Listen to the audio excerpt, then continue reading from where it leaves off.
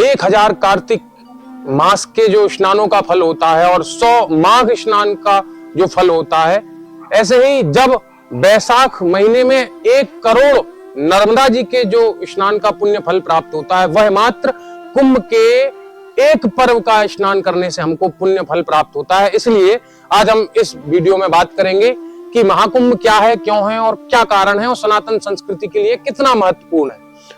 कुंभ जितना सनातन संस्कृति के लिए अनिवार्य है, महत्वपूर्ण है, उतना ही कुंभ के लिए अखाड़े महत्वपूर्ण है। हमारे सनातन संस्कृति के 13 महत्वपूर्ण अखाड़े हैं, जिसमें 7 सन्यासियों के अखाड़े हैं, 3 वैष्णवों के अखाड़े हैं और 2 उदासीन अखाड़े और 1 निर्मल अखाड़ा है।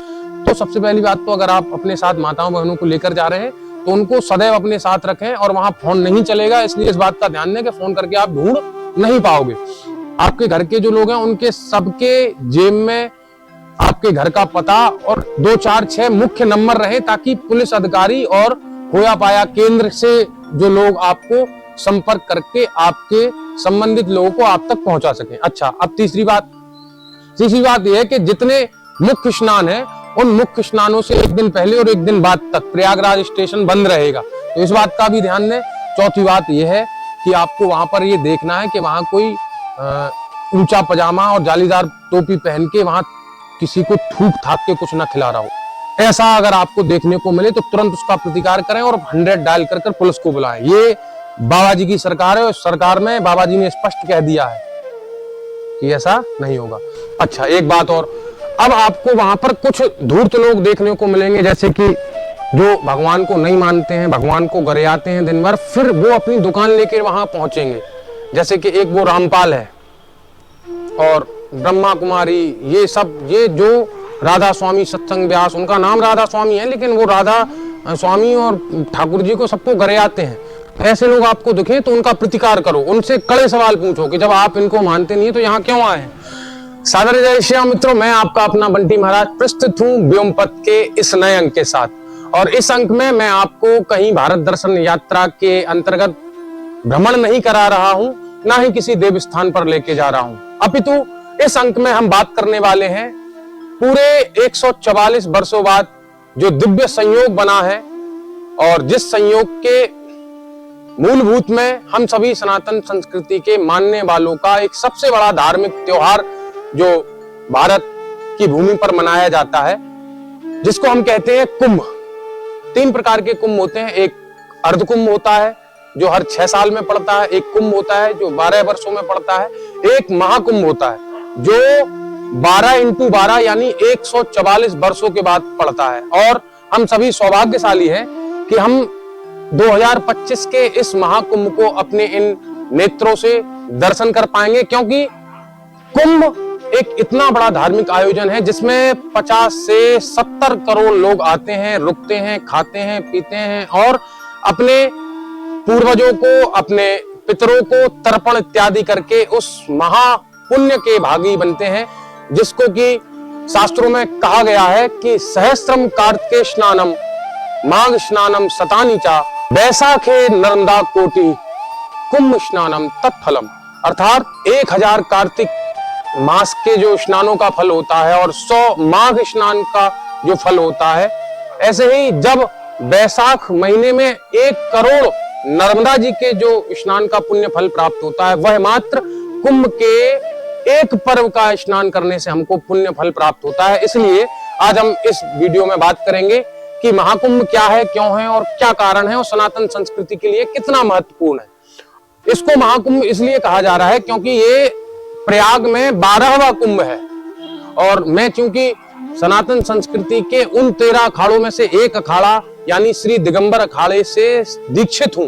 पूज्यपाद स्वामी श्री फलारी जी महाराज श्री धाम अयोध्या पूज्य गुरुदेव भगवान हमारे जो दिगंबर अखाड़े से दीक्षित थे और उन्हीं गुरुदेव भगवान की कृपा फलस्वरूप इस दास को भी उस महान अखाड़े एवं महान वैष्णव परंपरा में दीक्षित होने का सौभाग्य प्राप्त हुआ। तो मैं आपको कुछ बातें इतनी गुप्त बताने वाला हूं जो बातें आपको YouTube एवं ब्लॉगर कभी नहीं बता सकते, क्योंकि वो केवल मनोरंजन की दृष्टि से वो वीडियो बनाते हैं। हमारा आपके साथ मनोरंजन का कोई भी ताल्लुक नहीं है, हमारा आपके साथ मनोमंथन का ताल्लुक है। अर्थात हम उन बातों को आपको बताना चाहते हैं जो आपको नहीं पता और जो आपको जानना आवश्यक है। जैसे कि कुंभ कितनी जगह पर लगता है और क्यों लगता है, और इसके लगने से संस्कृति को या भारत को क्या लाभ है। तो आप कुंभ की जब प्रचलित कथाओं के बारे में ध्यान देंगे तो उसमें आपको 2-3 भिन्न भिन्न कथाओं का विवरण मिलता है। जैसे कि एक कथा इस प्रकार है कि जब समुद्र मंथन हुआ और अमृत कलश निकला तो देवता और दानवों के बीच के छीना झपटी में जो 4 जगह पर उस अमृत कलश से कुछ बूंदें जिन स्थानों पर गिरी उन स्थानों पर इस कुंभ का आयोजन होता है, जिसका कि ग्रह नक्षत्रों के एक दिव्य संयोग से महाकुंभ का आयोजन होता है। जैसे कि जब हम पढ़ते हैं, आपने ज्योतिष में देखा होगा कि सूर्य भगवान और चंद्र भगवान और बृहस्पति भगवान, इन 3 के संयोग से एक ऐसा योग बनता है जिसमें कि महाकुंभ का आयोजन होता है। जैसे आप हर वर्ष माघ मेला का दर्शन करते हैं प्रयागराज में, तो वो हर वर्ष होता है। ऐसे ही 6 साल में अर्ध कुंभ होता है और ऐसे ही 12 वर्ष में एक कुंभ होता है और 144 वर्ष बाद ये जो महाकुंभ का आयोजन हो रहा है, ये 144 वर्ष बाद यानी पूरी एक साइकिल होती है जो 12 × 12 144 ईयर्स होते हैं। तो 4 जगह मैं आपको बताऊं कहां कहां लगता है। पहला तीर्थराज प्रयाग, दूसरा श्री महाकाल महाराज की नगरी उज्जैन में, तीसरा श्री गोदावरी माता के तट पर नासिक, और चौथा श्री सप्तपुरियों में से एक और हरि के द्वार के नाम से जिसे संबोधित किया जाता है, ऐसे हरिद्वार में। तो ये 4 स्थानों पर कुंभ लगता है और इन 4 में से 2 स्थानों पर अर्ध कुंभ लगता है और 2 स्थानों पर महाकुंभ लगता है। उसमें भी एक स्थान पर सिंहस्थ लगता है उज्जैन में, जिसके कि कुछ महत्वपूर्ण योगों का समन्वय होता है, तब वो ऐसा योग उत्पन्न होता है और उस समय उसको सिंहस्थ की उपाधि दी जाती है और सिंहस्थ केवल उज्जैन में लगता है। जैसे कि महाकुंभ इस बार प्रयागराज में है, तो अब कुछ लोगों की ये दुर्बुद्धि काम करती है। जैसे कि आपने एक नगीना का नांग जो वर्तमान में सांसद बन गया है, उसने अभी बोला है, तो मेरा उस नांग को और उस नांग के सभी समर्थकों को ये खुला आमंत्रण है कि आप आए, हमारे खालसे में आना और कुंभ में ये देखना कि वहां कौन जातिवाद का कार्ड खेल रहा है, क्योंकि सनातन संस्कृति में कभी जाति थी ही नहीं, वर्ण व्यवस्था थी। तो ये कॉन्सेप्ट अलग हो जाएगा, हम इसको छोड़ते हैं। ये तो दुष्ट दानव दैत्य हमेशा रहे हैं, जब भगवान के कालखंड में रहे तो अब तो कलयुग है, तो होना स्वाभाविक है। तो हमें इन दुष्ट दानवों और दैत्यों की बातों को परे रखते हुए ये देखना है कि हमारे संत महापुरुष क्या बता रहे हैं। मकर राशि में सूर्य और वृष राशि में देवगुरु बृहस्पति जी के स्थित होने पर माघी अमावस्या से प्रयागराज में कुंभ प्रारंभ होता है। और जब कुंभ होता है तो उसमें आपने देखा होगा कि आप पहले नगर भ्रमण देखते हैं, फिर पेशवाई देखते हैं, शाही स्नान देखते हैं। तो जैसा कुंभ जितना सनातन संस्कृति के लिए अनिवार्य है, महत्वपूर्ण है, उतना ही कुंभ के लिए अखाड़े महत्वपूर्ण है। हमारे सनातन संस्कृति के 13 महत्वपूर्ण अखाड़े हैं, जिसमें 7 सन्यासियों के अखाड़े हैं, 3 वैष्णवों के अखाड़े हैं और 2 उदासीन अखाड़े और 1 निर्मल अखाड़ा है। ये अखाड़ों की परंपरा और इसकी बात हम आदिगुरु शंकराचार्य भगवान ने इसको स्थापित किया था और आज तक की व्यवस्था में फिर किसी वीडियो में बात करेंगे। आज हम बात करने वाले हैं कुंभ की। तो जैसा मैंने आपको बताया कि कुछ महत्वपूर्ण जो संयोग होते हैं ग्रह नक्षत्रों के गणना के कारण, काल गणना के हिसाब से, उस योग के कारण इस महाकुंभ का आयोजन होता है। और आप जहां से भी इस वीडियो को देख रहे हैं, तो मैं आपको एक बात बताना चाहता हूं कि इतनी बड़ी व्यवस्था संपूर्ण विश्व में जितने देश हैं उनमें से कई देशों की इतनी जनसंख्या नहीं है जितने लोग यहाँ पर स्नान करने आएंगे। और इससे जब लोग पूछते हैं कि इससे क्या होता है, तो इससे जो होता है, आपने देखा होगा कि योगी जी ने 1 ट्रिलियन इकोनॉमी का नारा दिया, तो वो दूरदर्शी हैं, उन्होंने ये नारा आज से 1 साल पहले दिया था। तो वो उस नारे को संभवतः अचीव करने के लिए इस कुंभ का बहुत बड़ा योगदान है। आप सोचिए 60 करोड़ लोग आएंगे, रुकेंगे, खाएंगे, बैठेंगे, कहीं कोई दिक्कत नहीं, समस्या नहीं, और सब चले जाएंगे। किसी से जाति नहीं पूछी जाएगी, हाँ मजहब पूछा जाएगा। यदि आप हमारे सनातन संस्कृति के प्रतीक चिन्हों को नहीं मानते हैं, उसे शिरोधार्य नहीं करते, तो आपको अधिकार नहीं है कि आप हमारे इन सनातनी सांस्कृतिक एवं धार्मिक कार्यक्रमों में आए और गंध फैलाएं। तो जितने लोग भी इस बात को बड़ी प्रमुखता से कह रहे हैं कि किसी को मना क्यों कर दिया, तो किसी का तो ये कहना है कि उसके एक व्यक्ति के अलावा कोई है नहीं, तो फिर उस किसी को आने नहीं दिया जाएगा। अब बात होती है कि आप कुंभ में जाएं तो किस मानसिकता से जाएं। देखिए, इतनी बड़ी व्यवस्था है तो हो सकता है कि आपको कुछ अव्यवस्थाओं का सामना करना पड़े। तो पहली बात तो अगर आप वहां रोने के लिए जा रहे हैं तो बिल्कुल ना जाएं, क्योंकि इतना बड़ा एक शहर वहां बसाया गया। आप सोचिए कि यूपी में 75 जिला हैं, लेकिन अभी आप अगर गूगल करेंगे तो आपको एक जिला और स्पेशल मिलेगा जिसे कि कुंभ क्षेत्र के नाम से बनाया गया है। पूरी एडमिनिस्ट्रेशन सर्विस वहां पर बिठाई गई है ताकि संत समाज को और हिंदुओं को कोई दिक्कत ना हो। अब दूसरी बात यह है कि आप वहां जाएंगे तो इस भावना से जाएं कि हम जहां जा रहे हैं यहाँ पर अनेकानेक दिव्य महापुरुष आएंगे, और आप उस बात को समझ नहीं पाते हैं कि कहीं कोई नंदी महाराज घूम रहे हैं तो वो केवल सामान्य नंदी नहीं हो सकते हैं। हो सकता है कि वो महादेव के वाहन हो और महादेव के 19 अवतारों में से एक स्वयं वृषभ भगवान हो। तो वहां पर जब आप जाएं तो अपने लिए गंगा जल लेके आएं, साथ ही उस करोड़ों देवताओं और संत महात्माओं की चरण रज को अपने घर अवश्य लाएं। वहां पर आपको कोई भी अव्यवस्था का सामना करना पड़े तो उन अव्यवस्था को वहीं गंगा जी के धार में प्रवाहित करके फिर आएं। अच्छा, एक बात और, अब आपको वहां पर कुछ धूर्त लोग देखने को मिलेंगे, जैसे कि जो भगवान को नहीं मानते हैं, भगवान को गरियाते हैं दिन भर, फिर वो अपनी दुकान लेकर वहां पहुंचेंगे।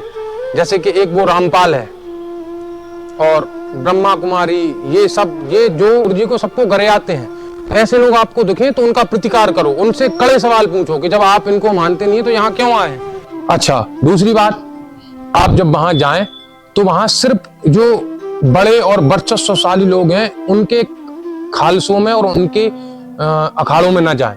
आप ऐसे महापुरुषों को देखें जो महापुरुष इतनी घनघोर सर्दी में जो है साधना में रहते हैं। तो आप जब जाएंगे तो आपको ऐसे महापुरुष मिलेंगे जो कभी कुंभ के अलावा बाहर निकलते ही नहीं है। ऐसे 2-4 दिव्य महापुरुषों को हम भी जानते हैं, क्योंकि हमारा बालकाल अयोध्या और अब पिछले 12-13 साल से वृंदावन में बीता है। तो सबसे पहली बात तो अगर आप अपने साथ माताओं बहनों को लेकर जा रहे हैं तो उनको सदैव अपने साथ रखें, और वहां फोन नहीं चलेगा, इसलिए इस बात का ध्यान दें कि फोन करके आप ढूंढ नहीं पाओगे। आपके घर के जो लोग हैं उनके सबके जेब में आपके घर का पता और 2-4-6 मुख्य नंबर रहे, ताकि पुलिस अधिकारी और खोया पाया केंद्र से जो लोग आपको संपर्क करके आपके संबंधित लोगों को आप तक पहुंचा सके। अच्छा, अब तीसरी बात यह है कि जितने मुख्य स्नान है उन मुख्य स्नानों से एक दिन पहले और एक दिन बाद तक प्रयागराज स्टेशन बंद रहेगा, तो इस बात का भी ध्यान दें।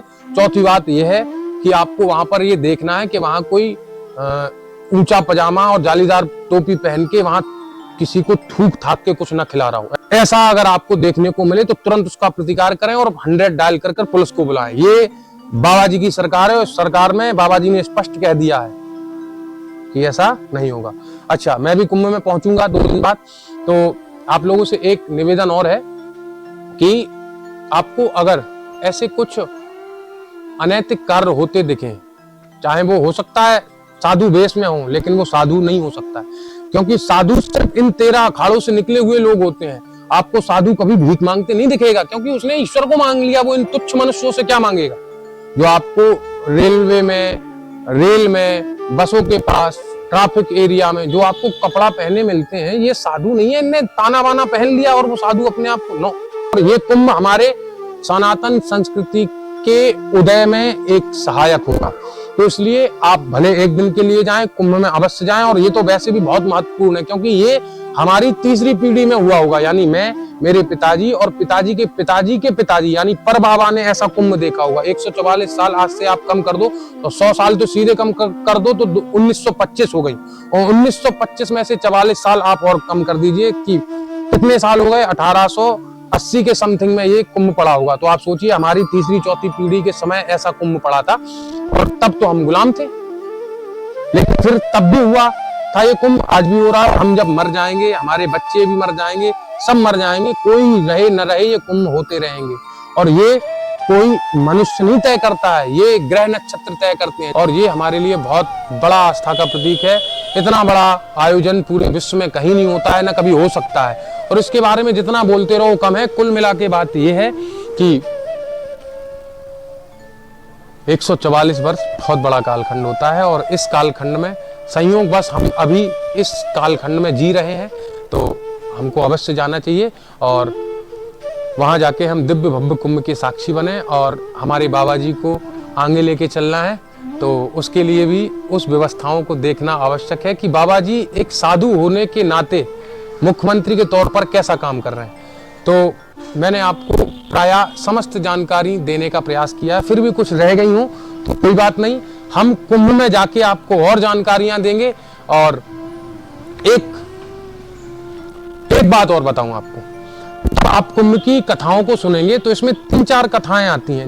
ये जो 12 वर्ष का कॉन्सेप्ट है, ये इसलिए है कि 12 दिन तक युद्ध हुआ था देवता और दानवों में। तो एक दिन देवता का एक मानव वर्ष जितना है, यानी हम लोगों का जो एक वर्ष होता है, देवताओं की आयु उतनी एक दिन में निकल जाती है। इसलिए ये 12 वर्ष में ये कालक्रम बन गया है। और 12 स्थानों पर ये अमृत गिरा था। पृथ्वी में 4 स्थानों पर गिरा था, लेकिन देवलोकों के और अन्य पर्वों में 8 जगह और गिरा था। 12 जगह अमृत गिरा था, लेकिन पृथ्वी लोक में सिर्फ 4 जगह गिरा था। मैंने जैसे आपको बताया कि प्रयाग, उज्जैन, नासिक और हरिद्वार। और इसमें किसी को निमंत्रण नहीं दिया जाता है कि घर घर जाके निमंत्रण, ना ना ना ना, जिसकी श्रद्धा होती है वो स्वयं आता है। जैसे मैं जा रहा हूँ, अपनी श्रद्धा से अभिभूत होकर जा रहा हूँ, मुझे कोई बुला थोड़ी रहा है, या मेरे साथ जो लोग जाएंगे वो अपनी श्रद्धा से जाएंगे।